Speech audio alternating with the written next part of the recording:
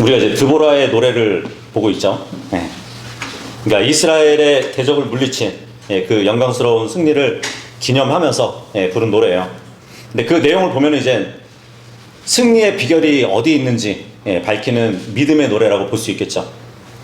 하나님의 직접적인 개입, 그리고 하나님의 직접적인 다스림이 없었다면 이스라엘은 결코 승리를 맛보지 못했을 거예요. 그죠? 그런데 문자적으로 보면 이 역사적인 전쟁사를 그리는 모든 내용들을 보니까 모두 이스라엘과 시스라의 전쟁에서 볼 수 없는 내용들이 많아요. 그죠?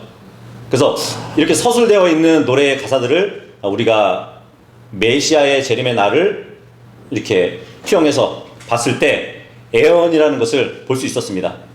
그래서 우리가 전에 보았던 것은 주님이 재림하셔서 치르실 마지막 전투에 적극적으로 참여했던 지파들이 있었던 반면에, 그죠? 그들은 승리의 기쁨을 함께 나눴잖아요. 근데 그러지 못한 지파들을 향한 또 신랄한 책망이 있었던 것을 봤단 말이죠. 특히 이제 메로즈라는 지역이 또 등장했는데 주의 천사에게 저주까지 받기도 했을 정도로 도움을 주지 못한 그 이스라엘을 책망하는 그 기록을 봤단 말이죠. 이게 또 이제 예언적으로 봤을 때 마지막 때에 있을 큰 바빌론 도성일 가능성을 또 우리가 봤단 말이죠. 그 반면에 이제 오늘은 그것에 대조되는 내용으로 한 여인이 복을 받는 노래를 하는 것을 볼 수 있어요. 다 피셨으면은 24절 한 구절 같이 읽어보도록 하겠습니다. 시작.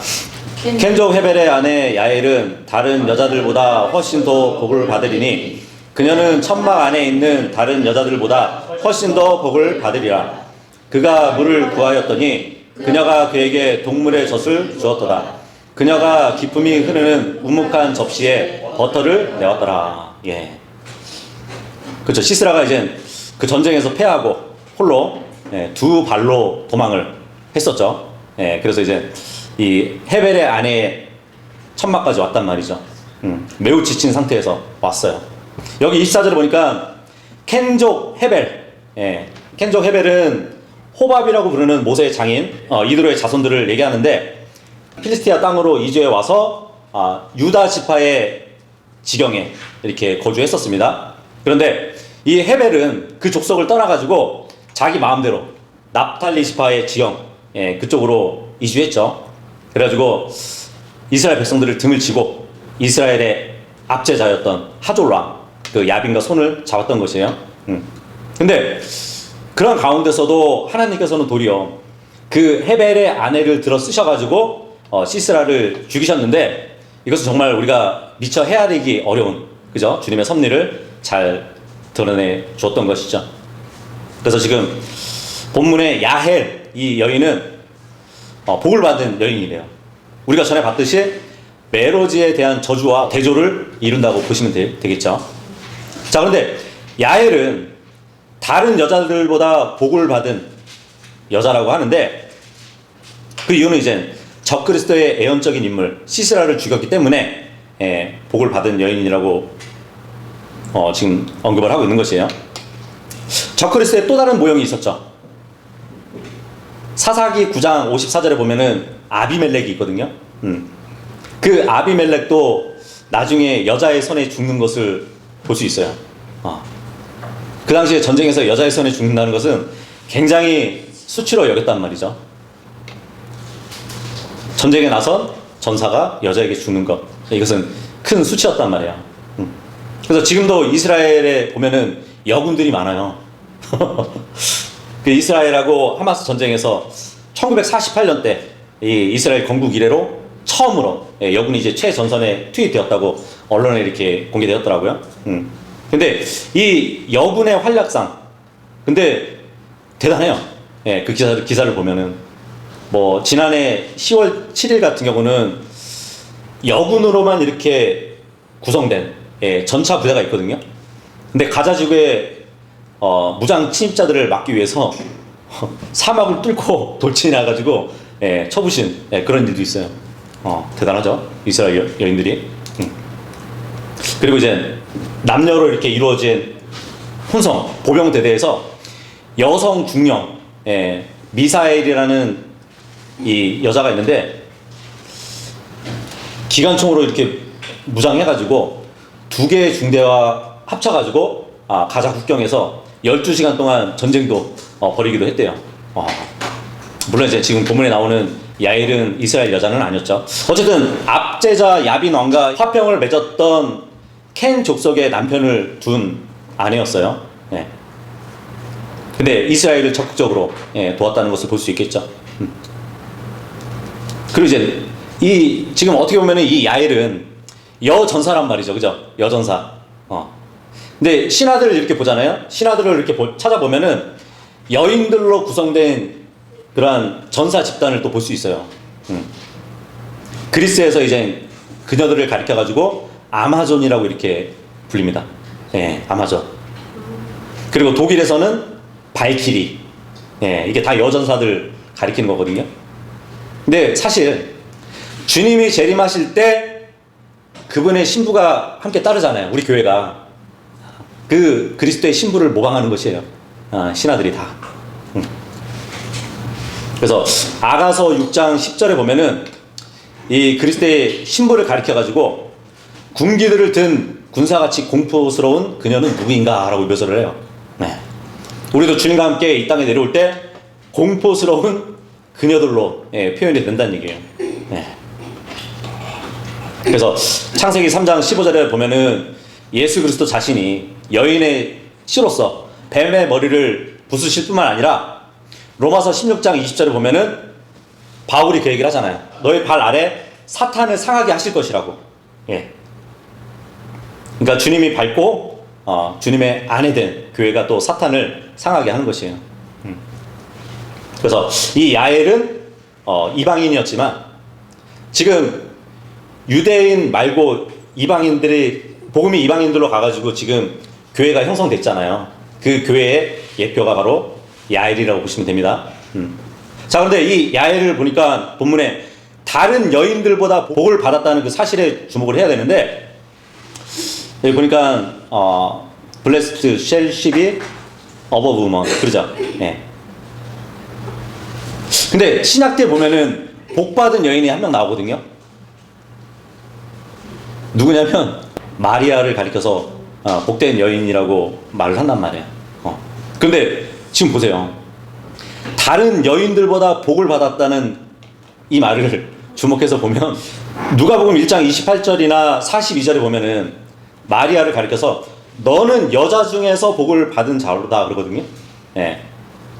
Blessed art thou among women. 여자 중에서 복을 받았대요. 근데 이 야엘은 다른 여인들보다 복을 받았대요. 우리를 예표해주는 야엘을 가리켜서. 그러니까 우리 그리스도의 신부된 교회는 그 누구보다 복을 받은 자들이라는 것을 말해준단 말이죠. 누가복음 11장 27절하고 28절 보잖아요. 그럼 이제 어떤 여자가 그래요. 마리아를 가리키면서 복되다고 이렇게 얘기하니까 예수님이 바로 그 말을 바로 잡아줘요.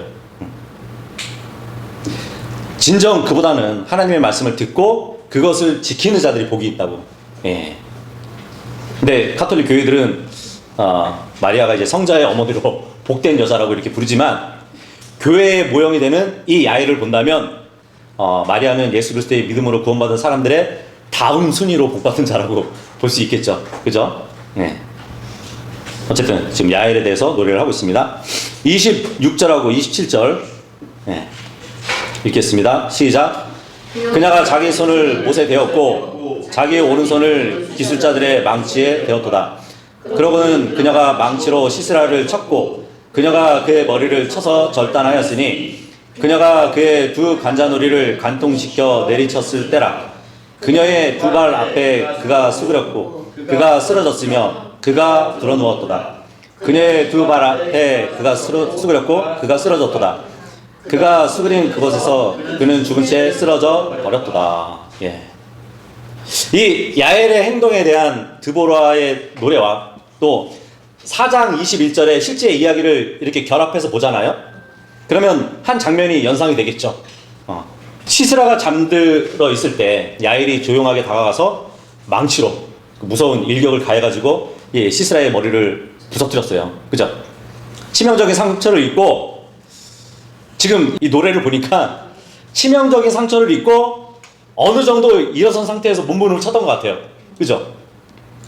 매우 피곤해가지고 그냥 단번에 끽소리도 못하고 죽은 줄 알았었는데, 이 노래와 이렇게 결합해서 연상해 보면은 이제 망치로 못을 딱 쳤을 때, 관자놀이를 쳤을 때, 어느 정도 일어선 상태로 몸부림을 쳤다가 결국 무릎을 꿇고 넘어지고 그 자리에 누운 채 죽은 것으로 보인단 말이죠. 그래서 야엘은 관자놀이에 이 장막 말뚝을 박아가지고 그의 머리를 땅에 고정시켜 버렸던 것이에요. 역사와 노래로 지금 같이 보여주잖아요. 그래서 이렇게 반복해서 서술하는 기법을 히브리어 문학에서 흔히 쓰이는 문학 기법이라고 보시면 돼요. 그러니까 하나님이 한번 일반적인 사실들을 말씀하시고 나서 두 번째로 더 상세하게 묘사하기도 하신단 말이에요. 특히 예수님의 생애를 보면은 사복음서를 이렇게 다 보시면, 그죠? 마태복음에서 좀 이렇게 더 상세하게 묘사해 주기도 하고요. 어느 부분에서는 마가복음, 그죠? 어느 부분에서는 누가복음, 이렇게 상세하게 보완해 주면서 세세하게 보여준단 말이에요. 구약의 창세기 1장을 보시면 창조의 시작과 마무리에 대한 그 대략적인 기록을 담고 있잖아요. 그런데 창세기 2장으로 딱 넘어가면은 인간 창조의 더 자세한 사항을 이렇게 기록해 주고 있는 것도 볼 수 있단 말이에요. 그래서 창세기 1장하고 2장이 모순되는 내용이 아니라는 것처럼 지금 사사기도 서로 보충해 주고 있다는 얘기죠. 사사기 4장과 5장에서 야엘의 사건을 그렇게 보여준다는 얘기예요. 자, 그리고 26절에 보시면, 그러고는 그녀가 망치로 시스라를 쳤고 그녀가 그의 머리를 쳐서 절단하였으니 그래요. 그녀가 그의 두 관자놀이를 관통시켜 내리쳤을 때라. 여기서 머리를 쳐서 절단했대요. 스모트 오프 히즈 헤드, 그러죠? 머리가 완전히 절단되었다는 얘기예요. 근데 이 말은 사사기 4장 21절에서 22절에 기록되지 않았잖아요. 그죠?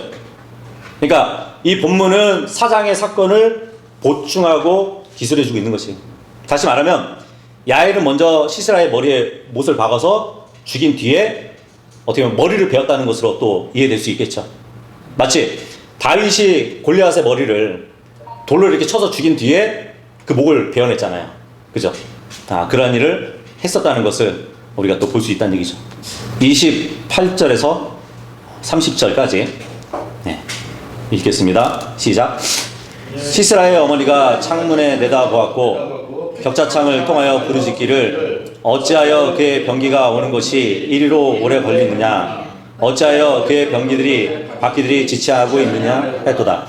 그녀의 지혜로운 기부인들이 그녀에게 대답하였고 진정 그녀도 스스로에게 대답을 되돌려 주기를 그들이 달성하지 아니하였겠느냐, 그들이 전리품을 나누지 아니하였겠느냐, 모든 남자마다 젊은 여인 한둘이 주어졌을 것이며 시스라에게는 여러가지 색깔로 된 전리품과 여러가지 색깔로 바느질된 전리품 곧 여러가지 색깔로 양면에 바느질된 것이 주어졌을 것이니 노획물을 취한 자들의 목에 알맞은 것이리라 하였더라. 이 구절은 이제 시스라의 어머니의 걱정과 두려움을 어떻게 보면 극적으로 풍자한 노래라고 보시면 되겠죠.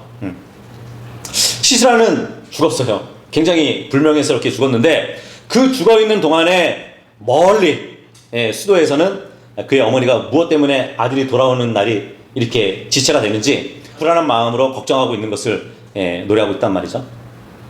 그러니까 근심으로 가득 찬 시스라의 어머니가 딱 일어나서 이제 멀리 창밖을 바라보면서 기다려보고 있는데 승리를 분명히 거뒀을 것 같은데 병거 바퀴 소리가 들리지 않아서 마음에 어떤 공포가 엄습해 온 것을 또 말해주고 있죠.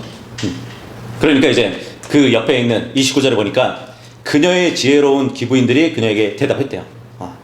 그러니까 시스라의 어머니를 위로한 여자들을 가리켜가지고 지혜로운 기부인들 이렇게 언급을 한다는 것은 좀 역설적인 의미를 또 드러내주죠. 그러니까 그 여자들은 시스라가 이제 전리품을 많이 탈취해가지고 오느라고 좀 늦는 것이라고 이렇게 시스라의 어머니를 위로했지만, 정작 시스라는 그러한 기대와는 다르게 이미 죽었기 때문에 그 기부인들의 생각과는 반대잖아요. 그죠?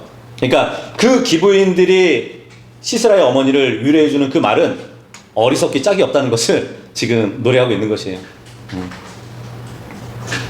30절 보시면 그들이 전리품을 나누지 아니하였겠느냐. 예, 그렇죠? 전쟁에서 승리한 군인들은 당연히 이런 전리품을 서로 나누게 되거든요. 그러니까 시스라도 전쟁 때마다 승승장구해가지고 많은 전리품을 가져왔던 것 같아요. 예. 그래서 늘 그런 모습을 봤던 시스라의 어머니가, 그리고 기부인들이 이번에도 시스라가 굉장한 전리품을 가지고 올 거라고 기대를 하고 있었던 것 같습니다. 근데 지금 드보라의 노래 가사 표현을 통해서 시스라가 전쟁에 능한 자라는 것을 설명해 주죠. 근데 그런 그를 죽인 야엘의 용기를 역설적으로 또 부각시키고 있는 것이에요. 그죠? 전쟁에 능한 자를 여자가 죽였어요. 더 대단한 거잖아요. 네. 근데 이제 시스라와 이제 기부인들은 모든 남자마다 젊은 여인 한두를 데리고 올 거라고 그렇게 생각을 하고 있었던 거죠. 그러니까 전쟁에서 승리한 그 군인들은 여자들을 포로로 잡아가지고 노예로 삼거나 아니면 첩으로 삼는 경우가 흔한 일이었거든요. 근데 시스라의 모든 병사들은 제각기 한두 명의 여자들을 포로로 얻지 못했겠느냐, 이 말은 시스라 군이 이스라엘과의 싸움에서 대승을 거두고 돌아올 것이라는 그 생각을 갖고 있었던 것이죠. 거기다가 이제 여러 가지 색깔로 된 전리품, 여러 가지 색깔로 바느질된 전리품, 이것을 또 얘기해주고 있는데, 다양한 색깔의 자수품을 얘기하겠죠. 그죠? 여기서는 이제 옷감에 어떻게 보면 안과 밖을 손으로 배틀로 이렇게 술을 놓아가지고 만든 옷. 그러니까 고대에는 매우 비싼 옷이었는데 주로 이제 상류층이 입었었거든요. 우리 창세기 37장에 보면은 요셉의 채색 옷 아시죠? 굉장히 비싼 옷이었단 말이에요. 근데 그것을 입고 오지 않겠느냐. 그 노획물을 취한 자들의 목에 알맞은 것이니라, 이 말을 하고 있어요. 그러니까 시스라 군이 승리를 기념하면서 이 채색 옷을 목에 이렇게 딱 감고 집으로 돌아오는 것을 상상하는 것이죠. 근데 시스라 군은 전멸되었고, 군대 대장 시스라는 정복자 영웅이나 용감한 사내도 아니고 자기 군대를 내팽개치고 도망하고 죽어버린 겁쟁이로 끝나고 말았습니다. 그죠? 31절 읽겠습니다. 시작. 오 주여, 당신의 모든 원수들이 이처럼 멸망하게 하소서. 그러나 그분을 사랑하는 자들은 해가 그의 강력함으로 전진할 때와 같게 하소서. 그리하여 그 지역이 40년 동안 안식을 얻었더라. 본문은 노래의 마무리 가사라고 보시면 되거든요. 하나님을 대적하는 자와 하나님을 사랑하는 자에 대한 하나님의 처분을 기원하는 내용이라고 보시면 되겠죠. 그러니까 하나님은 이스라엘을 대적했던 시스라를 망하게 하셨는데, 앞으로도 이제 모든 대적을 그와 같이 처리해 달라고 기원하는 노래 가사예요. 하나님을 사랑하고 그분의 언약 백성이 된 그 이스라엘에 대해서는 해가 힘있게 돋음같이 미래가 영광스럽게 되도록 복을 달라고 또 원하고 있습니다. 여기서 해가 그의 강력함으로 전진할 때와 같게 하소서, 이 말은 그리스도의 재림을 묘사해 주는 것이에요. 근데 그와 같게 해달라는 말씀은 성도들도 그분과 같이 되게 해달라고 노래하는 것이죠. 그래서 말라기서 4장 2절 3절에 보면은 그런 말씀이 있어요. 나의 이름을 두려워하는 너희에게 의의 태양이 그의 날개들 안에 치유를 가지고 떠오르리라. 그러면 너희가 밖으로 나가서 외양간의 송아지들 같이 자라나리라. 그리고 너희가 사악한 자들을 짓밟으리라. 이는 내가 이 일을 행하는 날에 그들이 너희 발바닥 아래에서 재들이 될 것이기 때문이라. 만군의 주가 말하노라. 그래요. 의의 태양으로 오시는 그분이 이 사악한 자들을 짓밟을 것인데 너희도 그렇게 할 것이라고 얘기를 한단 말이에요. 그러니까 지금 노래 가사처럼 주님이 마치 해가 그의 강력함으로 전진할 때와 같게 우리도 그렇게 해달라고 하는 그 노래와 또 같은 표현이죠. 이렇게 해서 이제 시스라가 죽고 야빈 왕이 물러가고 그 지역이 40년 동안 안식을 얻었대요. 이 40년 기간은 전쟁 끝나고 나서 드보라가 살았던 기간이라고 또 우리가 추측해 볼 수 있겠죠. 그러니까 이스라엘 백성들이 하나님 앞에서 이제 범죄하지 않고 하나님을 두려워하며 살았던 기간을 지칭한다고 볼 수 있겠죠. 그 사사 중에 온니엘이 있었잖아요. 그죠? 온니엘이 이스라엘을 구원한 다음에 그랬던 것처럼 40년이에요. 여기도 보니까. 이렇게 마무리는 위대한 승리와 안식을 보여주는 노래 가사말을 볼 수 있단 말이죠. 그래서 인류 역사가 말해주듯이 전쟁이 벌어지면은 모두가 막 전심전력으로 함께 싸우는 것만은 아니라는 것을 우리가 배울 수 있어요. 그죠? 그 12지파에서 주님을 따르지 않았던 지파들이 있었던 것처럼 누군가는 전쟁이 나면은 에프라임이나 베냐민이나 뭐 마킬, 그러니까 므낫세의 아들, 스불론, 이사갈, 뭐 납탈리 이런 지파들처럼 함께 죽기까지 힘써 싸우지만 또 다른 한편에는 르우벤이나 단과 아세 같은 그런 자들이 있었다는 것이죠. 근데 영적 전쟁에서도 마찬가지예요. 주님을 기꺼이 따르는 자들이 있는 반면에 주님께 드리지도 않고 자신의 몸을 의의 병기로 드리지 않는 사람들이 있다는 것이죠. 근데 그러한 성도들을 위해서는 주님은 앞장서지 않을 것이에요. 그죠? 그런 자들에게는 결코 전쟁에서의 승리가 주어지지 않는다는 것을 명심해야 될 것입니다. 예수님이 재림하실 때 이 메기도에서 일어날 지상 최대의 전쟁이 벌어지잖아요.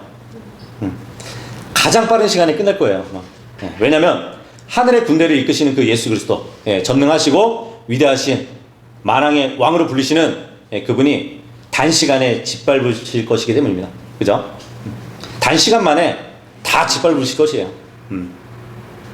그리고 예수 그리스도께서 위대한 승리를 이루시는 그 날에는 시스라의 머리가 부서졌듯이 사탄의 머리가 부서지게 될 것이에요. 그러니까 의의 태양이신 예수 그리스도께서 모든 원수를 진멸시키실 때 그때야 비로소 이 땅에 안식과 평화가 임하게 되는 것이에요. 근데 이 세상 사람들은 자꾸 이제 평화를 만들려고 하지만 평화라는 것은 큰 전쟁이 있고 나서 따라오는 것이에요. 그래서 예수 그리스도의 재림 때 이 평화가 회복될 것이고 또 이스라엘 백성들은 자신들에게 주어진 그 언약에 따라서 약속의 땅에서 영원히 안식하게 될 것입니다. 다만 이제 이러한 승리와 안식은 본문 2절에서와 마찬가지로 자신을 기꺼이 드릴 때만 주어진다는 것이에요. 그죠? 그러니까 이스라엘은 먼저 주님께로 돌아서서 회개하고 예수 그리스도를 자신들의 메시아로 받아들여야 이 일이 가능하다는 것이죠. 그래서 31절에 이제 주님을 사랑하는 사람들, 그들이 누구냐면 자신을 기꺼이 드리는 사람들이에요. 주님을 사랑하는 성도들은 주님께서 재림하실 때 힘차게 솟는, 전진하는 의의 태양, 예수 그리스도와 같이 빛나게 될 것이에요. 왜냐하면 구원받은 성도들은 빛의 자녀들이잖아요. 에베소서 5장 8절의 말씀처럼. 그리고 데살로니가 전서 5장 5절에도 보면 낮의 자녀래요. 우리가. 이렇게 구원받은 성도들은 모든 영적 전쟁에서 위대하신 주님 그 하나님을 따르면서 원수들을 멸하고 모든 승리를 이끄실 그 주님을 온전히 신뢰하고 그분을 찬양할 수 있어야 되는 것이. 그래서 이렇게 사사기 5장은 마무리되고 사사기 6장으로 또 들어가 보도록 하겠습니다.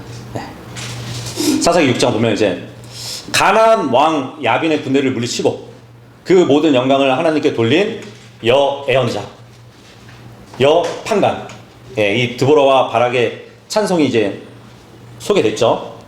근데 이제 6장에 와서 이제 안정을 되찾았어요. 그랬더니 또다시 하나님께 반역하고 범죄한 그 이스라엘이 또 기록됩니다.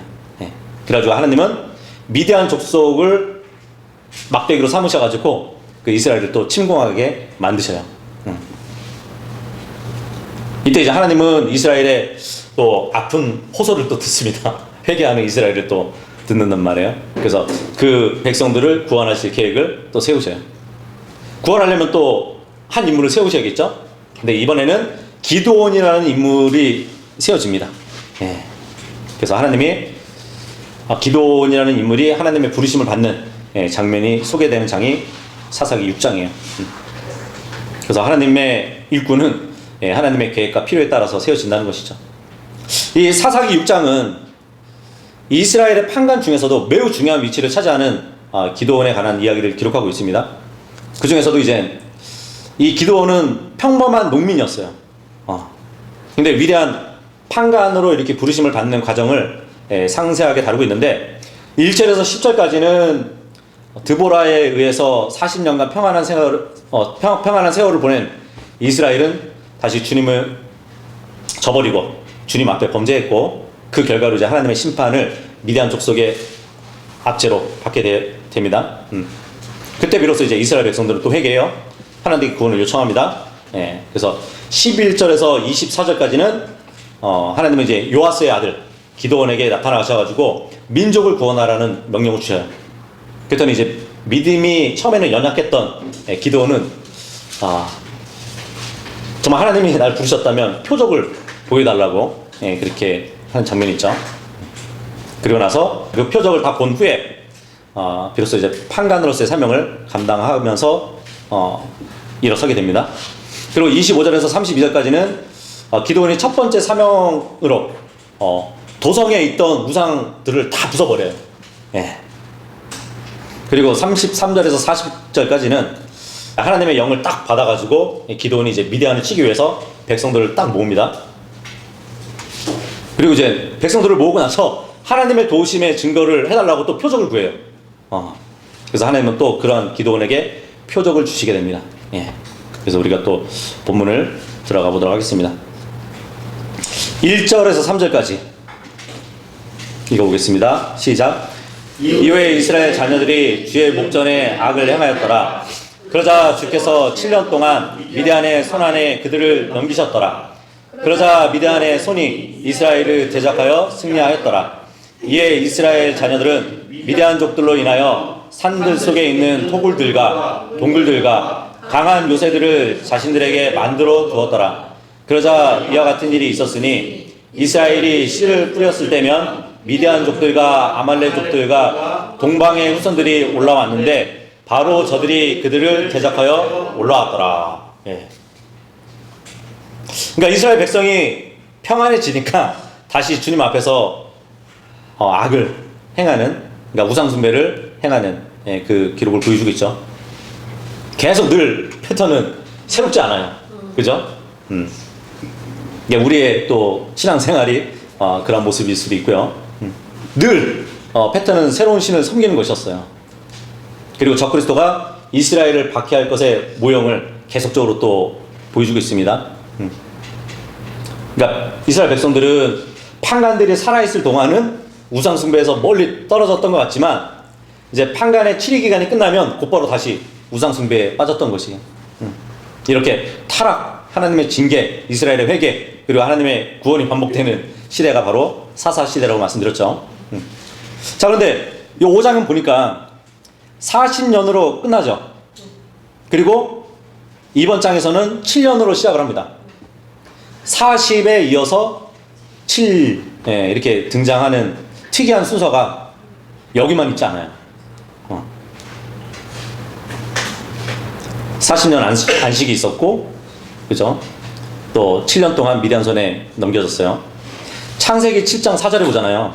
거기 보면은 이제 주님이 홍수를 내실 때 보니까 7일 뒤에 40일 낮과 40일 밤 동안 내가 땅 위에 비가 오게 할 것이기 때문이라, 그런 말씀이거든요.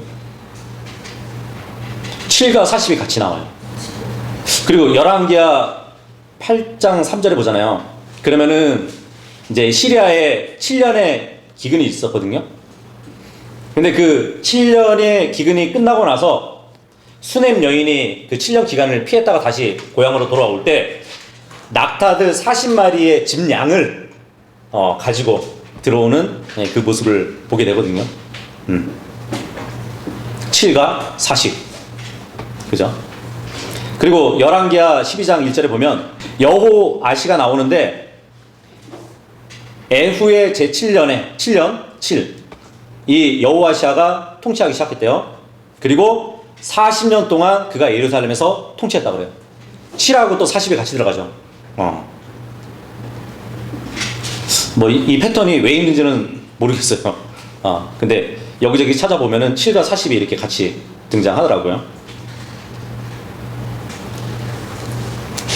근데 7 하면은 또 이스라엘을 시험하는 대환란 기간과 또 관련된 숫자로 보이잖아요.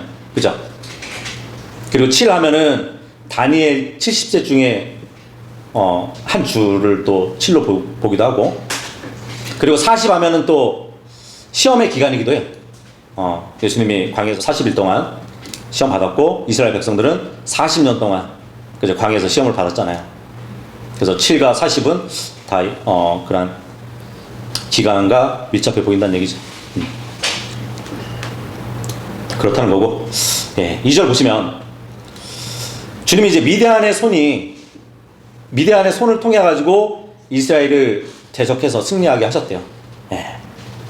여기 미디안 자손 하면은 누구를 얘기하냐면 그 아브라함의 아내가 누구였죠? 사라였죠. 사라가 죽고 나서 또 장가를 가죠.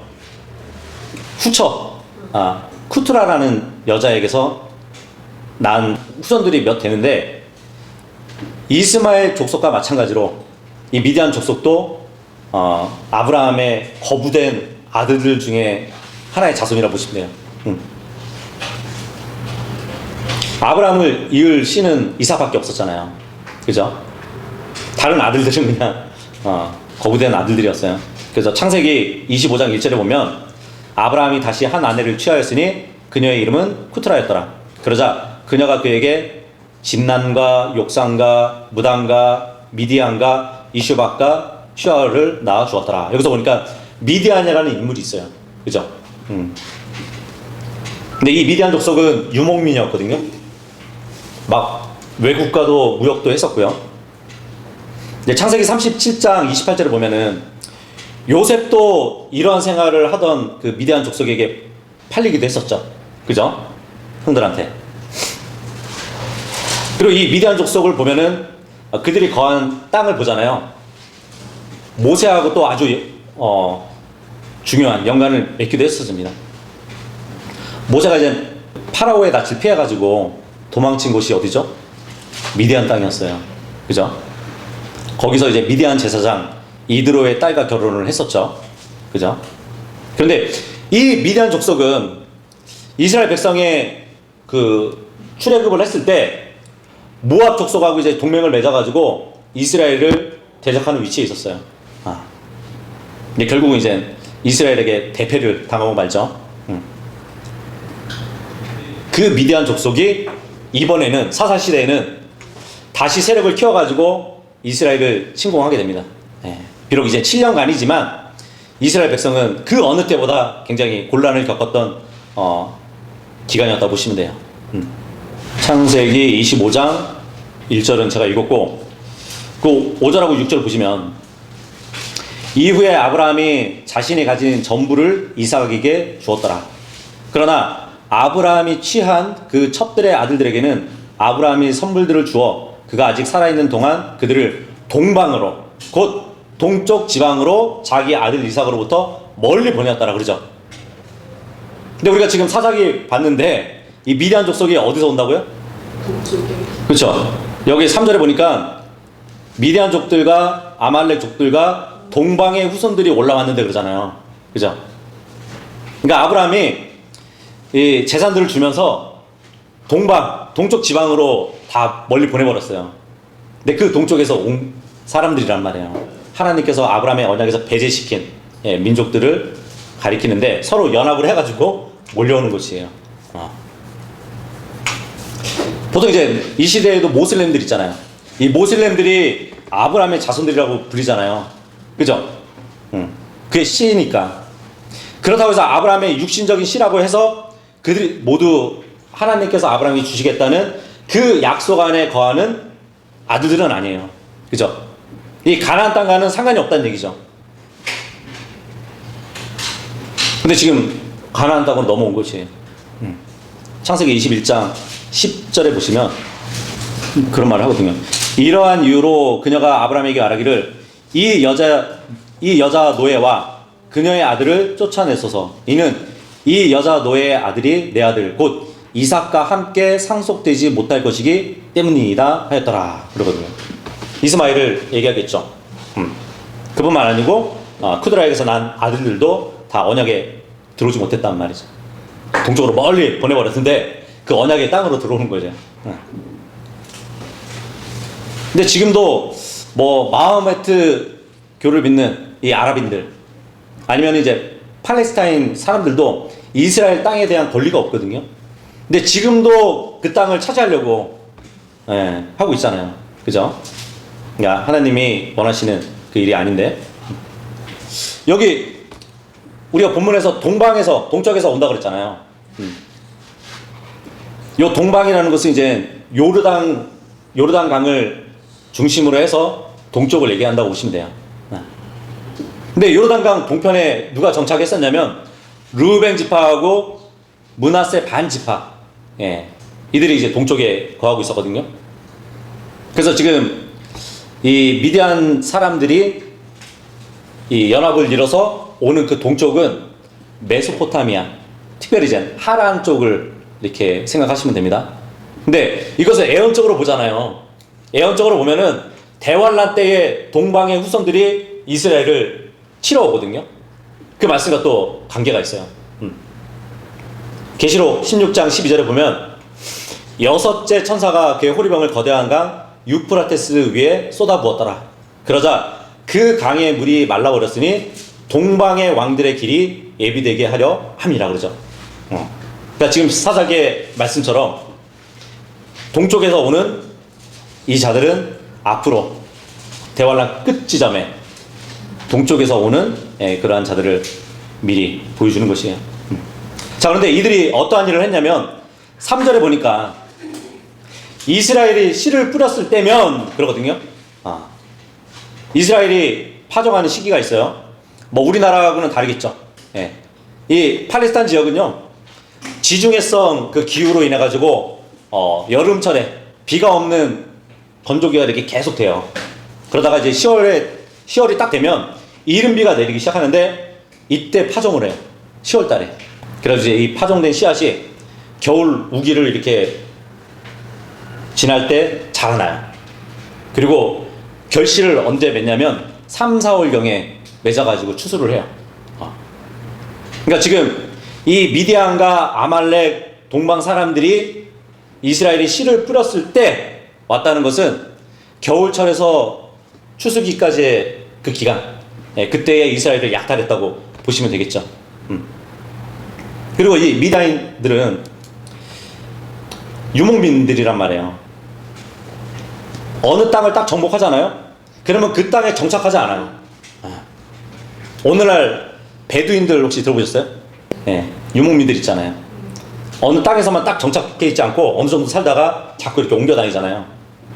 이 미디안족들은 가나안 땅에 와가지고 파종을 이렇게 기다렸다가 때가 이르면 이제 급습을 해가지고 그 땅을 막 휩쓸면서 곡식을 압수해가는 그런 일을 했었단 말이에요. 도적들이죠, 도적들, 그죠? 그리고 이제 그 농장에 있는 짐승들도 이렇게 가져가고 그렇단 말이에요. 근데 이 유목민들, 이 미디안족들이 간습이 하나 있었어요. 그게 뭐냐면 집은 파괴하지 않았어요. 왜냐면 이제 농부들이 다시 돌아와가지고 다시 한번 그 밭에 파종을 하도록 유도하게 만들려고 집은 놔두는 거예요. 그래서 나중에 또 곡식이 자라나면 급습해가지고 뺏어가고 가축을 또 몰아서 가져가고.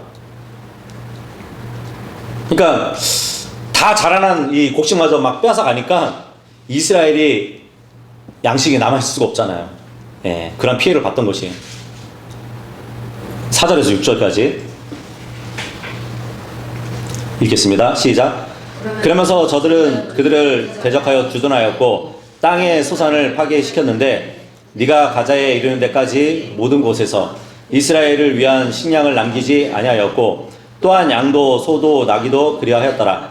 이는 저들이 자신들의 가축들과 자신들의 천막들을 가지고 올라갔고 저들은 풀무치들 같이 허다한 수가 왔기 때문이요 저들과 저들의 낙타들이 모두 무수하였기 때문이라. 그래야 저들은 그 지역을 멸하려고 그 안으로 진입하였더라. 그러자 미디안족들 때문에 이스라엘이 대단히 빈궁해졌더라. 이에 이스라엘 자녀들이 죽게 부르짖었더라. 아마 잘 먹고 잘 살았으면은 하나님을 찾지 않았을 것이에요. 그죠? 이렇게 당하니까 하나님을 찾고 부르짖을 수밖에 없는 것이죠.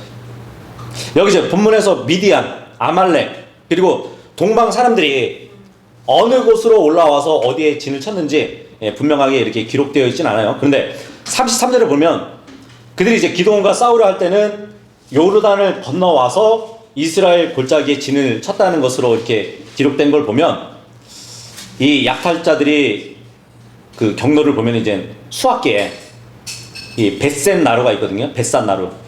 이 벳산 나루에서 요르단강을 건넌 후에 이스라엘 평야에서 멀리 남쪽으로 이제 성벽이 있는 도성 가자에 이르기까지 이동했다고 볼 수 있을 겁니다.